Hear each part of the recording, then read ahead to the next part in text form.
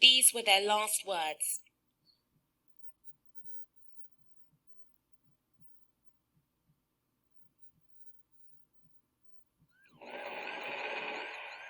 Their names define a movement. Their deaths a rallying cry for justice.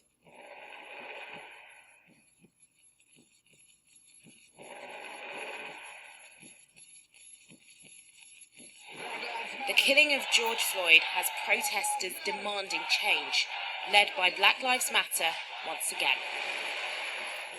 It's time for us to stand up in George's name and say, get your knee off our necks.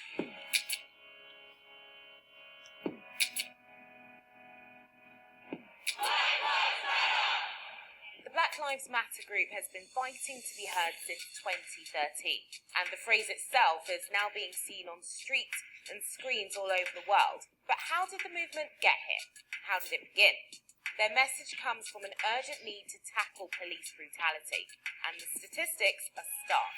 Police killed more than 1,000 people in America in 2019. Black people are currently 3 times more likely to be killed by police, and 99% of killings by a police officer between 2013 to 2019 have not resulted in criminal charges. But the Black Lives Matter bubble didn't actually start with police brutality. It began after the death of Trayvon Martin at the hands of an armed vigilante. It is the story that no one can stop talking about, the shooting of Trayvon Martin. On a February evening in 2012 in Sanford, Florida, neighborhood watch volunteer George Zimmerman called the police to report a suspicious person. This guy looks like he's up to no good, or he's on drugs or something. It's raining, he's just walking around looking about. Okay, and this guy, is he white, black, or Hispanic? He looks black. He's told not to approach the person in question. Are you following him? Yeah. Okay, we don't need you to do that. Zimmerman ignored the instructions and started following 17-year-old Trayvon Martin. Moments later, neighbors reported hearing gunfire. There's gunshots. You just heard gunshots? Yes. How many? There's one. Zimmerman accepted he shot Martin, claiming self-defense. He wasn't immediately charged.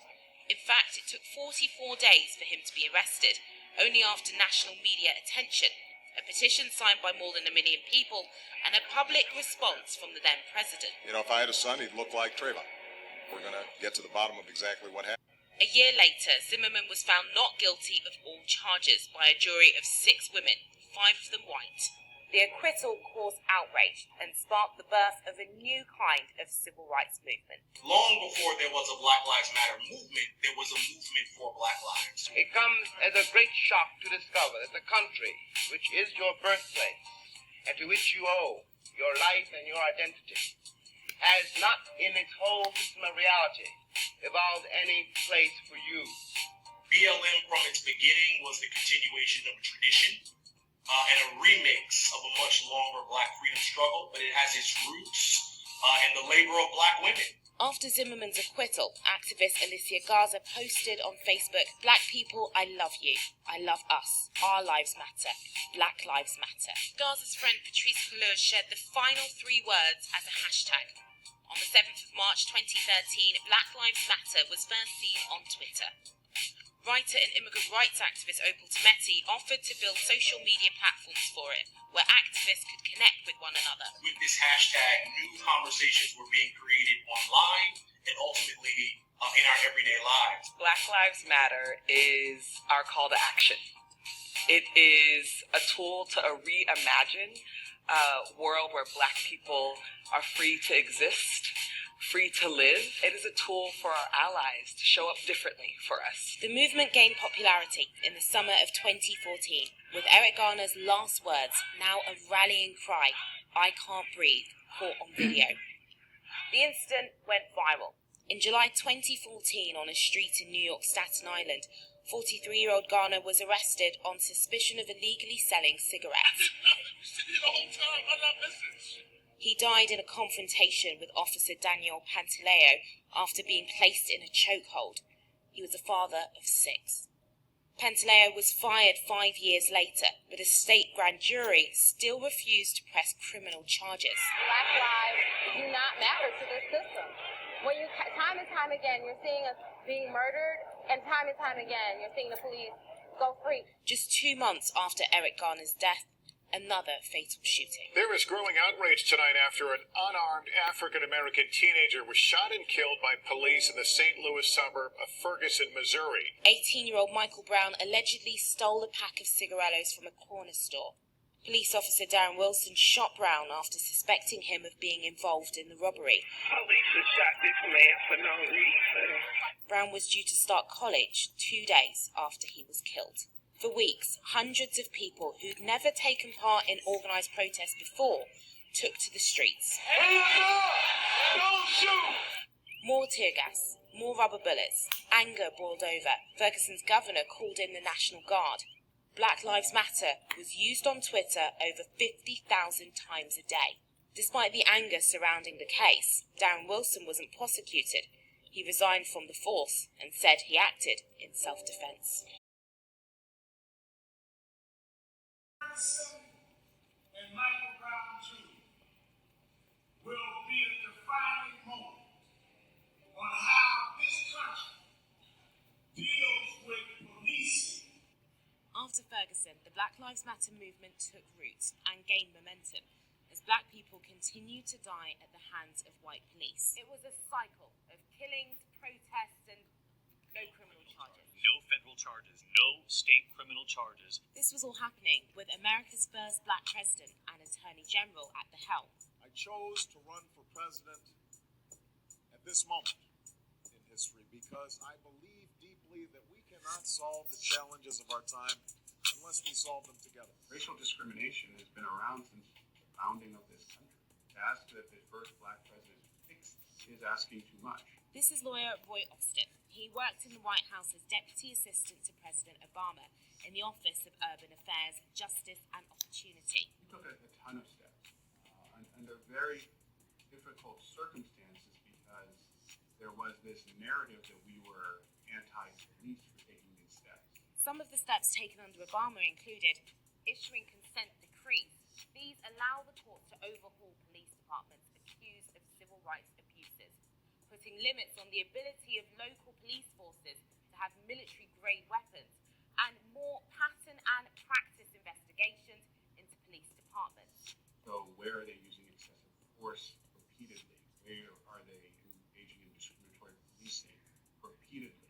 Activists at the time thought the administration should have been doing more to dismantle systems in place that were protecting the police. Qualified immunity is a legal doctrine that essentially shields police from persecution or legal retribution. Police officers are protected by union contracts, which make it very difficult for them to be fired. Police officers have an all too cozy relationship with district attorneys.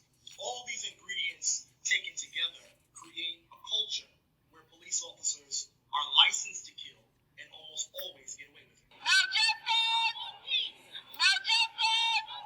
So even though Black Lives Matter representatives were invited to the Obama White House, they were also some of its harshest critics. So their idea was, yes, show up, yes, be at the table. But if you don't get the kind of policy responses that you demand, then flip that table. And then the table flipped totally in 2016. Well, you see them marching, and you see them on occasion, at least, I've seen it, where they're essentially calling death to the police, and that's not acceptable. In the years running up to the 2016 election, Black Lives Matter faced a backlash. Some started using the slogans All Lives Matter, White Lives Matter, and Blue Lives Matter in response. When you say Black Lives Matter, that's inherently racist. Well, I think there are... Black Lives Matter, White Lives Matter, Asian Lives Matter, Hispanic Lives Matter. That's anti-American and it's racist. America's police and law enforcement personnel are what separates civilization from total chaos. I am the law and order candidate. Donald Trump's then election marked a new era for America and the world. The summer after the inauguration, racial tensions inflamed again. Last night's Torchlight protest march by the alt-right in Charlottesville, Virginia, has eerie echoes of the past. Violence unfolded as white nationalists clashed with counter-protesters. A car accelerated into the crowd, killing a woman and leaving 5 others critically injured. President Trump failed to immediately call out the white supremacists. We condemn in the strongest possible terms this egregious display of hatred, bigotry, and violence on many sides. On many sides.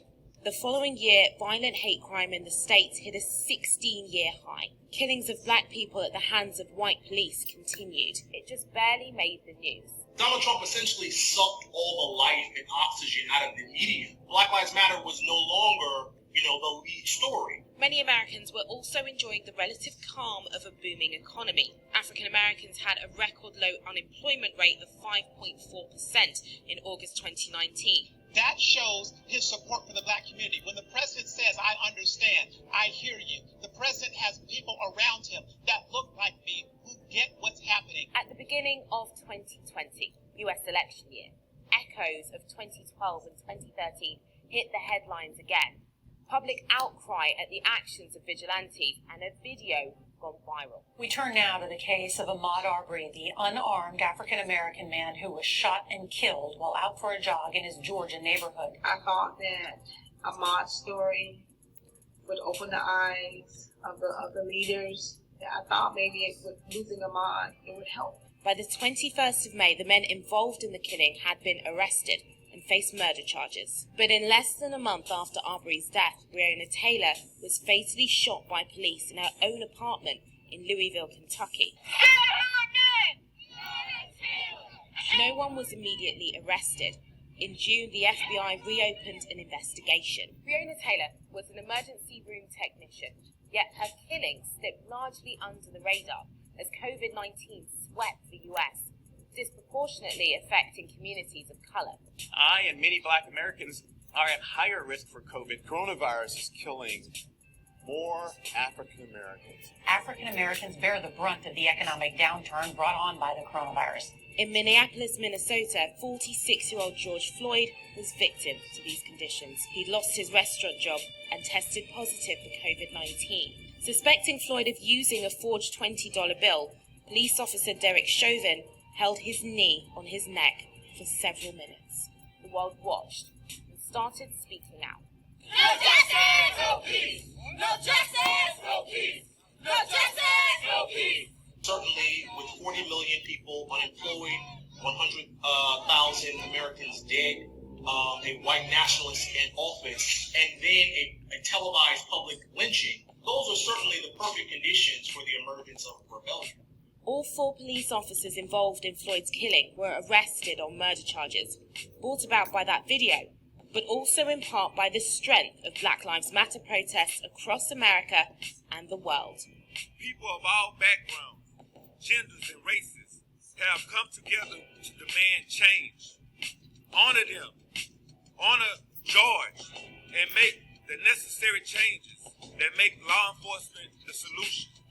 In the run-up to Floyd's death, President Trump's critics have pointed to his dismantling of the steps Obama took to tackle racist policing. Those things we mentioned earlier, consent decrees, limiting military-grade weapons, expanding investigations into police units accused of abuses, have all been overturned under President Trump. Some campaigners are arguing for those measures to be reinstated and enforcing policies like banning chokeholds and better de-escalation training. But the Black Lives Matter movement is calling for a more radical solution.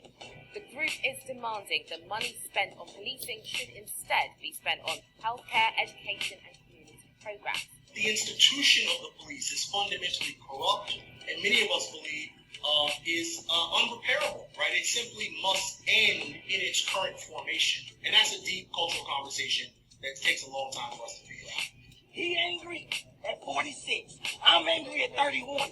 You angry at 16. 3 generations of African American men stood together here, looking for solutions. Y'all coming with a better way. We ain't doing it. A call to defund the police has been at the centre of the Black Lives Matter campaign since 2016, but now it has media attention. Countries around the world are now working out what Black Lives Matter means to them, and campaigners hope that the year 2020 will be the last time they'll need to have protests like this again.